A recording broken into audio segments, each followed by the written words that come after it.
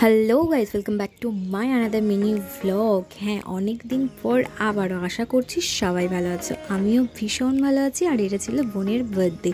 হ্যাঁ, গত 14 তারিখে ছিল বোনের বার্থডে। আর ছোট্ট করে আমরা সেলিব্রেট করলাম। দুটো পেস্ট্রি নিয়ে এসে সেটাই বোন কাটলো। আর বোনের পছন্দের খাবার ছিল, যেটা হলো বিরিয়ানিও। ভীষণ খেতে ভালোবাসে, তার জন্য বিরিয়ানিও নিয়ে এসে দিয়েছিলাম। তো যাই হোক, এইদিকে দেখো ভিউজটা কত সুন্দর। বিকেলবেলা ভীষণ সুন্দর লাগে আমাদের, মানে বিকালটা। আর এটা হচ্ছে আমাদের বাড়ির পেছনে। তো যাই হোক, ভীষণ সুন্দর লাগছিলো, তোমরা দেখতেই পাচ্ছ। আর মা ওই দিকে যেন কী যেন দেখছিলো কি জানি। তো যাই হোক, বোনের জন্য বিরিয়ানি চলে এসছে। বোনের না, সবার জন্য বিরিয়ানি চলে এসছে। আর এটা বোনকে বলছে এটা শুধুমাত্র তোর জন্য।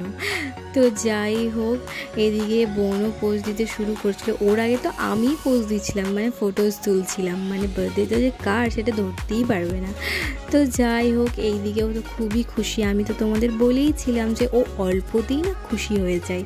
তো যাই হোক, আমি ওই সিম্বলটা দেখাচ্ছিলাম। না না, আমি কিন্তু কোনো বিটিএস লাভার না। হ্যাঁ, জাস্ট আমার এটা ভালো লাগে তাই দিচ্ছি। তো যাই হোক, বোনকে বললাম চট জলদি কেটে ফেল, তারপরেই তো আমরা বিরিয়ানিটা খেতে পারবো।